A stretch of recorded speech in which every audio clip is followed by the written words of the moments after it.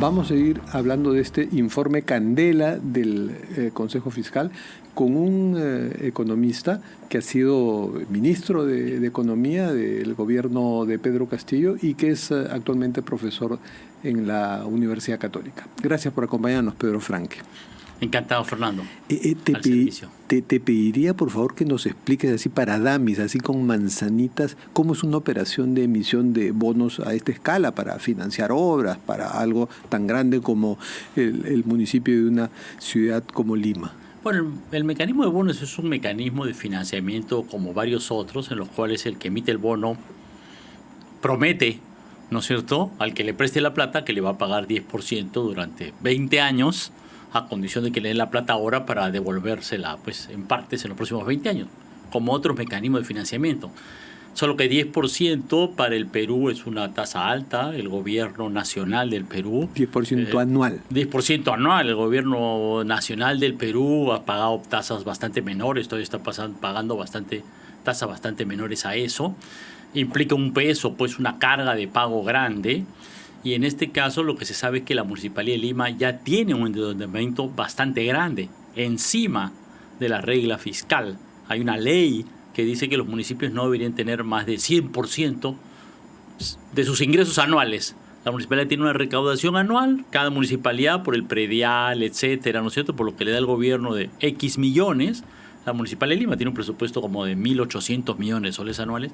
No debería tener una deuda más allá de 1.800 millones. De lo que ganas al año no debería tener más del 100%. La Municipalidad de Lima ya tiene más del 100% en virtud de una excepción de la regla. Y ahora quiere endeudarse todavía mucho más, hasta el cuádruple de lo que sería el tope de la ley. Entonces esto es un endeudamiento excesivo. ¿Y es común que una entidad que no sea el gobierno central emita bonos? Son muy pocas las entidades que lo emiten, porque el problema es el comprador, digamos. Si lo emite, lamentablemente en el Perú, digamos, si a ti te ofrecieran un bono de la municipalidad de Vilcabamba, difícilmente conocerías y confiarías y estarías seguro de que te va a pagar. Me explico, hay un tema de confiabilidad del pagador. La Municipalidad de Lima Metropolitana, entre los que prestan plata en el mundo, los que quieren invertir plata en el mundo, dirán, bueno, esta es una capital metropolitana. Que quiebre sería un efecto pues nacional. Difícilmente un gobierno nacional va a dejar que quiebre su capital. Ahora, me explico, ¿no? De eso se aprovechan, ¿no? Estos bonos se emiten sin garantía del gobierno central. Así es, pero como te digo, seguramente, y creo que el Consejo Fiscal también lo dice, ¿no? Aunque no está la garantía explícita, ¿me explico?, un comprador de bonos dice, bueno, ¿qué gobierno, qué país va a dejar que quiebre, que no pague la capital del país? Obviamente hay una pérdida del prestigio del país, aun cuando en el contrato del bono, del préstamo, no obliga al gobierno nacional, no es una obligación legal. Mucha gente presume, yo también pensaría que es bastante probable, que es difícil que un gobierno nacional deje quebrar, ¿me explico?, que una municipalidad que es la capital del país, que es el 35% de la población, el 50% del PBI nacional, no cumple sus obligaciones. Sería un descrédito para el país, más allá de lo que diga el contrato. O sea, no solo los limeños, sino todo el país tendría que pagar esto. Porque seguramente, pues, tú sabes, Lima potencia mundial, ¿no? Algo que cuestiona el Consejo Fiscal es que la municipalidad puede hacer esto gracias a que tiene unas calificaciones crediticias de BB, 3B más. Sí. ¿Estas calificaciones quién las da? Esto lo dan las agencias calificadoras de riesgo como Fitch Ratings, como Standard & Poor's, como Moody's, y también algunas nacionales. Lo que dice el Consejo Fiscal es que estas calificaciones implican tácitamente que el que emite los bonos tiene garantías de su gobierno nacional. Claro, es que el que califica algunas de estas empresas internacionales nacionales, lo que dicen es, bueno, si tú compras este bono, ¿cuál es la posibilidad de que te paguen o que no te paguen? Y bueno, cualquier observador inteligente, incluyendo estos clasificadores de riesgo, dirán, es verdad, la plata, el fondo, qué sé yo, pero aunque no tenga garantía el gobierno nacional va a dejar que quiebre la Municipalidad de Lima. Poco probable. ¿Me explico? Poco probable porque tiene un peso grande, digamos, ¿no? Entonces, por razones políticas, económicas, va a ser difícil que el gobierno ahora deje que eso suceda, ¿no? Para respaldar, y eso lo saben ellos, ¿no? Para respaldar el pago de estos bonos, se ha creado un fideicomiso que se alimentaría de la alcabala y del impuesto vehicular. Esto dice el Consejo Fiscal que no es suficiente. Sí, bueno, el fideicomiso es simplemente como decir, tú me prestas plata y yo te prometo que todos los años, bueno, por contrato, que todos los años voy a separar una parte de mi sueldo, digamos, para pagar tu préstamo. En este caso, él me está diciendo, yo te prometo que yo voy a tener separadito, en este fideicomiso, lo voy a tener separadito esta plata solo para ti. Y me obligo por el contrato. Evidentemente, el tema clave es si yo te digo que voy a separar el 10% de mi sueldo o el 10% de la alcabala, el tema crucial es si esa cantidad alcanza para pagar el préstamo. ¿Y alcanzará? Me explico, ¿Alcanzará ¿no? la alcabala? Bueno, que es el impuesto de todos los movimientos inmobiliarios, ¿no? Así es la compraventa de casas, ¿no? Bueno, es difícil decir cuál va a ser el volumen de predecir el volumen de venta de casas en los próximos 20 años. Sí, pues ni siquiera estamos seguros, ¿no?, de qué es lo que se va a financiar con esta operación de bonos, ¿no? Bueno, ese es un tema crítico, ¿no? Intercambios viales, pues no estamos seguros de qué se trata. Exactamente, ¿no? Y ese es otro gran problema, ¿no? Porque, digamos, en el Perú se ha intentado hacer un esfuerzo para que los proyectos de inversión pública tengan pues un expediente técnico, un estudio previo que te diga, bueno, esto está más o menos bien hecho, tiene algún sustento, ¿no? No es porque al alcalde se le ocurre, yo creo que aquí conviene poner un puente Bailey de fierro, póngase. No.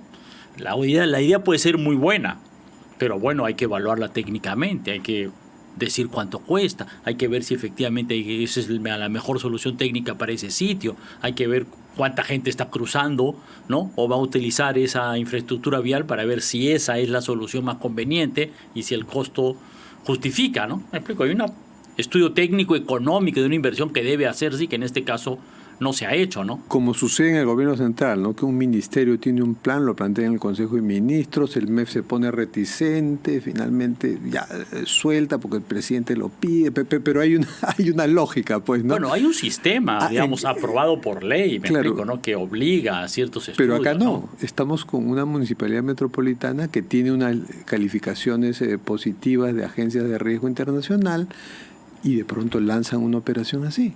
Sí, pero en realidad, efectivamente, de acuerdo a la ley peruana, bueno, los proyectos de inversión tienen que pasar por un sistema de inversión, ¿no? Como te digo, no es legal de que el alcalde de la ciudad que sea, del distrito que sea en el Perú, diga, a mí se me ocurre que yo quiero hacer un puente aquí por 50 millones de soles de tal manera, y como yo lo digo, lo hago. No, un momentito. Ya, o sea, puede ser una gran idea, pero digamos, denle el sustento técnico. Su proyecto de ¿no? inversión tendrá que pasar por eso, pero la decisión de este endeudamiento no ha pasado por ese proceso. No, efectivamente, son dos procesos distintos y en este caso la Municipalidad de Lima, ¿no? Está aprovechando este subterfugio, digamos, de la calificación para tener el dinero, endeudando a, 20 años la Municipalidad de Lima. En otras palabras, es como, ¿y si lo que se hace ahora con ese dinero se hace mal? Digamos, ¿qué va a pasar? Bueno, los limeños lo vamos a pagar los próximos 20 años. ¿Me explico? Porque eso se va a tener que pagar. El que te presta el dinero, si tú te prestas dinero, haces una mala inversión, bueno, yo te presté el dinero. A mí no me importa que lo hayas usado mal. Tú me tienes que devolver la plata. Se está hipotecando las próximas gestiones municipales. Por supuesto, porque está diciendo esta parte de ingresos ya no lo van a tener. ¿Me explico? ¿No? La municipalidad está obligada al pago, independientemente de si la inversión es buena o mala. ¿Me explico? Si la inversión es mala, igual lo tendríamos que pagar, los limeños, ¿no? No será vinculante la opinión del Consejo Fiscal, pero hay que atenderla y está abierto el debate e invitamos al alcalde López Aliaga y a los funcionarios de la municipalidad que sustenten esto, ¿no? Pero es realmente preocupante. Y pasemos a otros temas que están en este mismo informe. Ajá. Se cuestiona que el Ejecutivo y el Congreso han estado validando pues iniciativas de exoneraciones de impuestos a la renta, del IGB para algunos sectores. ¿Cómo ves esto? Bueno, efectivamente uno de los resultados preocupantes económicos del año pasado es que la recaudación tributaria, los ingresos del Estado, han caído fuertemente, ¿no? Han caído como un 10% en términos reales. Es una caída grande. digamos. Y una razón de esa caída, hay varias razones, no es la única, pero una razón importante de esa caída es que se han aprobado varias exoneraciones tributarias por parte del gobierno de la República y que el, digamos, Ejecutivo las ha validado, ¿no? Las ha convertido en ley, ¿no? Incluso una última reciente a varios sectores sin mayor sustento. Y eso es efectivamente preocupante porque al mismo tiempo se aprueba, además ya estaba aprobando un presupuesto, entonces el presupuesto en la práctica termina siendo desfinanciado, ¿no? Porque si tú apruebas un presupuesto pero no le quitas los ingresos, es evidente que si le quitas los ingresos pero estás aprobando el mismo presupuesto, el balance no se va a mantener. Entonces el déficit, digamos, ¿no? El déficit va a crecer. Bueno, ese es el contexto. Muy, ¿no?, por encima del 2.4%, que es la regla del fiscal. El 2023, la regla decía un tope de 2.4.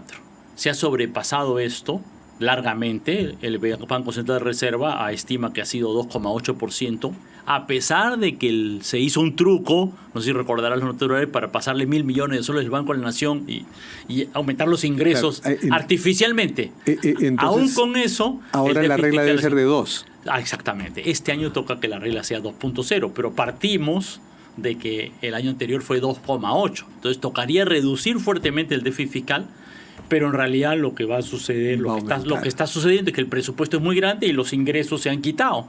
Entonces las posibilidades, digamos, son difíciles, digamos, ¿no? Las medidas no son consistentes, digamos, ¿no? Para compensar estas inconsistencias es que se están haciendo medidas como el aumento del impuesto selectivo al consumo, pero que no va a ser suficiente. Realmente yo diría que lo del impuesto selectivo al consumo es algo tan pequeño, en realidad, en cuanto a magnitud, y es un reajuste que se ha solido hacer varios años, que realmente es una pequeña medida, podría pensarse, pero en realidad es ínfimo respecto a la brecha salvo que involucre existente. a la gasolina.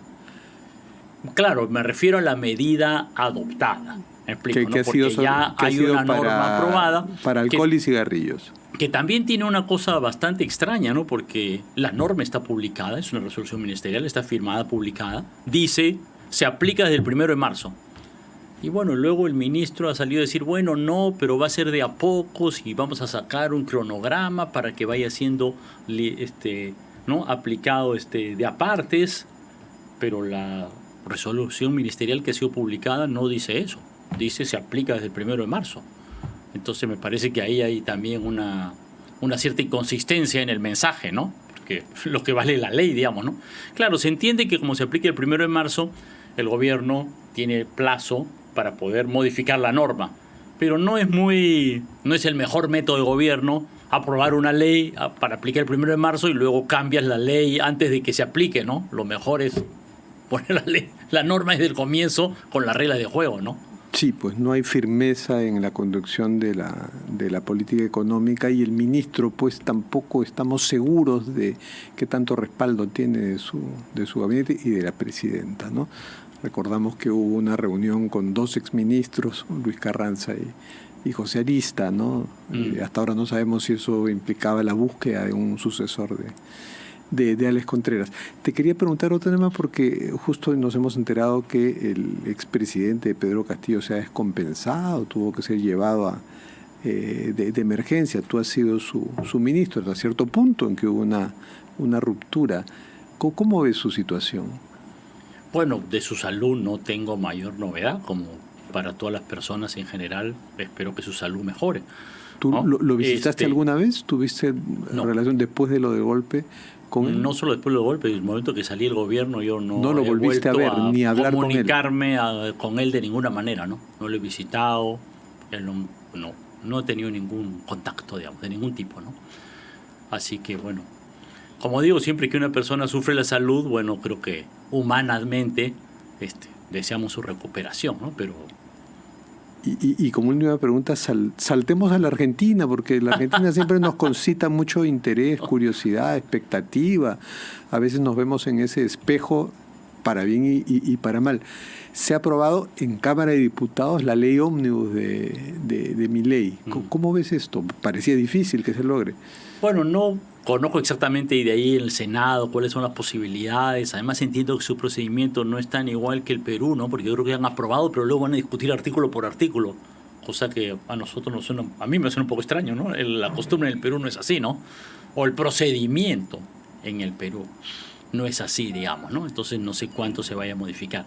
Ya el Ejecutivo, es decir, el gobierno de Milei había retirado todo el paquete tributario, lo cual ya en los análisis internacionales indica o implica un cierto desfinanciamiento del plan, ¿no? Había una serie de medidas tributarias que implicaban alrededor de 1,5% del PBI de ingresos adicionales, con una serie de impuestos adicionales a las exportaciones de soya, que son importantes en Argentina, y algunas otras medidas que ya los han retirado, el Poder Ejecutivo las ha retirado del proyecto, ¿no? Entonces ya el proyecto tiene un cierto desequilibrio de base, ¿no? Pero si hay un Consejo Fiscal en Argentina, deben estar tan preocupados como el nuestro.